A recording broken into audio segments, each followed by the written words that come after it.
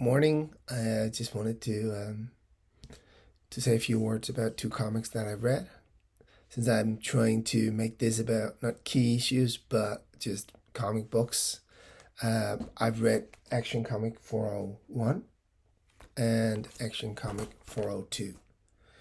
It's um it's a story that's intertwined. They're in Mylar, so they just reflect everything. Um, it's about Superman getting tangled up in a Native American Indian conflict. Um, it's from 1971. It's about the time where there was a lot of stuff going on with the Native American Indians. AIM was forming, um, American Indian movement,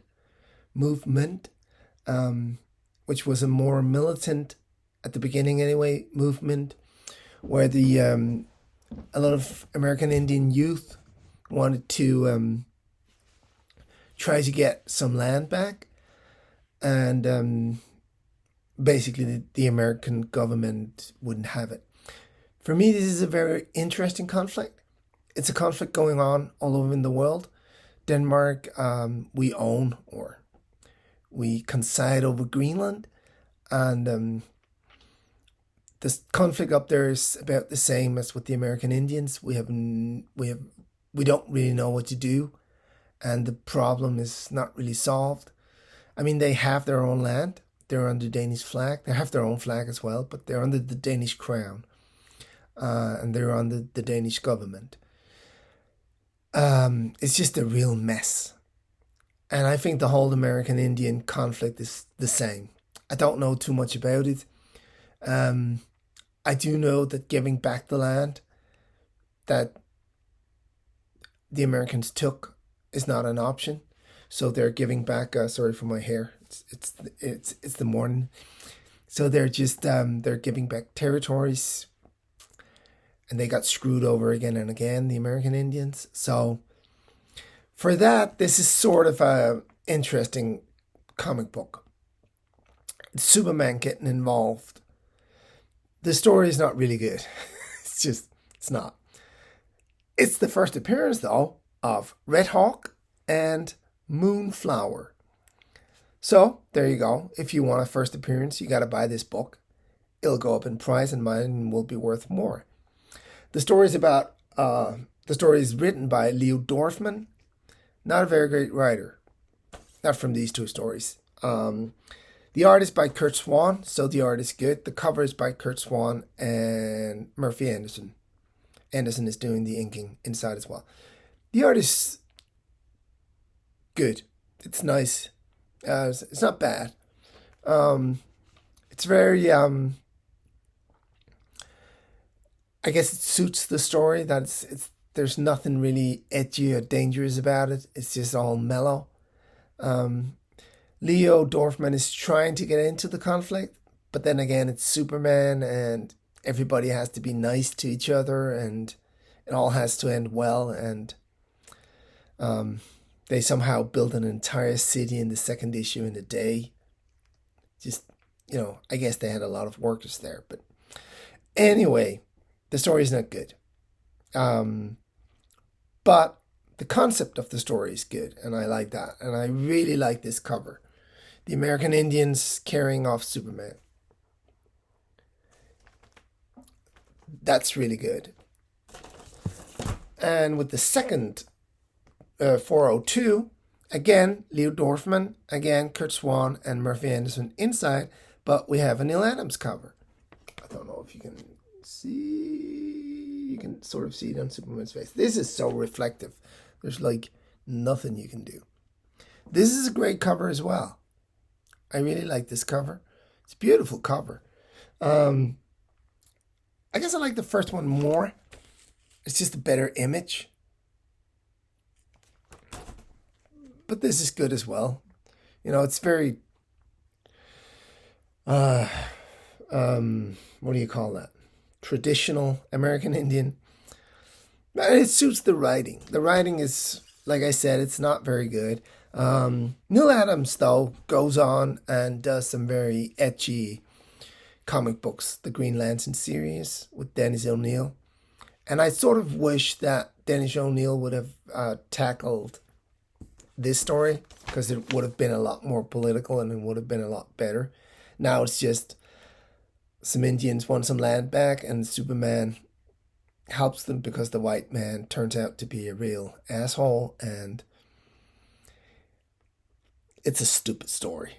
It's really fucking stupid. I mean, the gist of the story is there, you know. The whites have been assholes to the native. But this story is just really bad. Leo Dorfman, I stay away.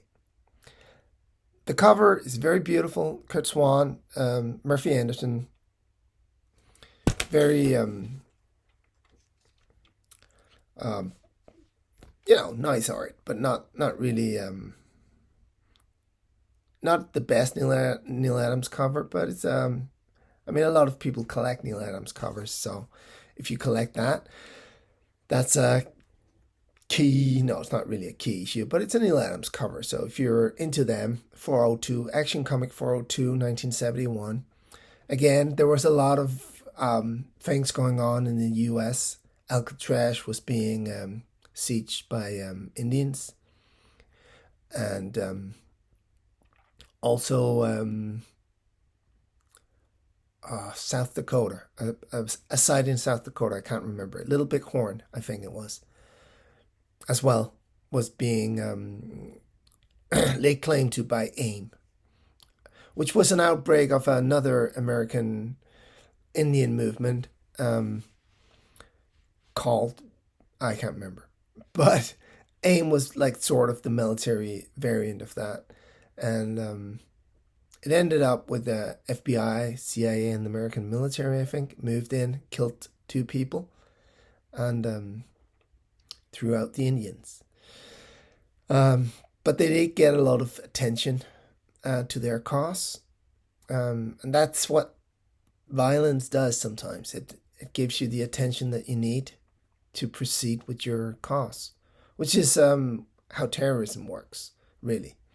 Or used to work anyway, you know. It used to be about something you wanted and not just about hating someone else. As I said, it's a very prickly subject. I don't know how to solve it. I don't know.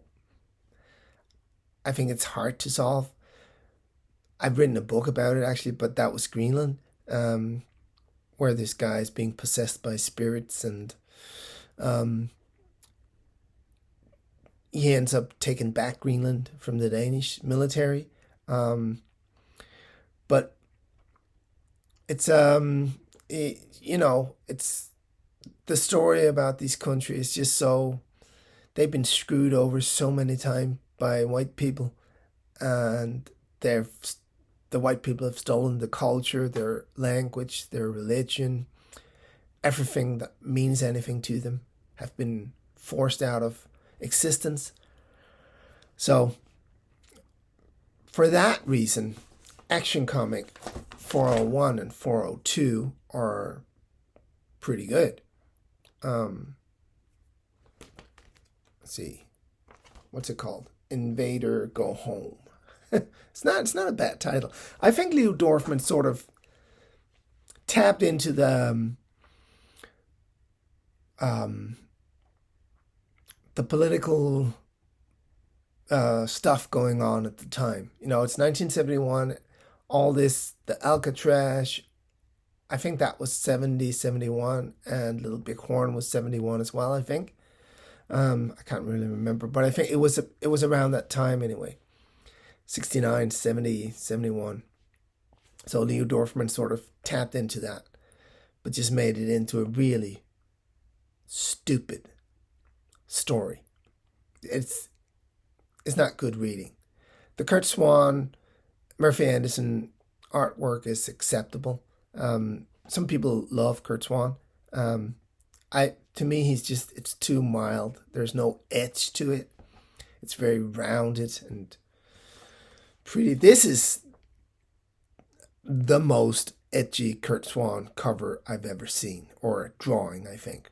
Inside, it's just all fluffy. It's very fluffy, Kurt Swan's art. Some people like that, you know, and I don't mind. You can like what you like. Not a Kurt Swan fan. Neil Adams is of course, he's one of the greatest. And this cover is not. It's just. It's not the best Neil Adams artwork, but it sort of suits the story. The way Superman gets out of it is just. The story is just so. It's so stupid. And the white villain's plan is just. It's even worse. You know, just don't. Anyway, just wanted to talk about some comic books. And they turned out to be key issues. You know, you never know when you have a key issue. So this is the first Red Hawk and the first Moonflower. You want to get those first appearances. You need those first appearances. You need to run to your local comic book store or to eBay and buy this. Because it'll be worth not much. But, you know, you never know if Red Hawk is going to be in the next DC movie or Moonflower. You never know. I'm mocking you. Sorry. I like the covers. I like the idea of actually trying to do something. But Dorfman just doesn't have the guts to really tell a story that matters. So that's it. Action Comic 401, 402. Bad story, mediocre artwork, good covers. Cheers. See ya.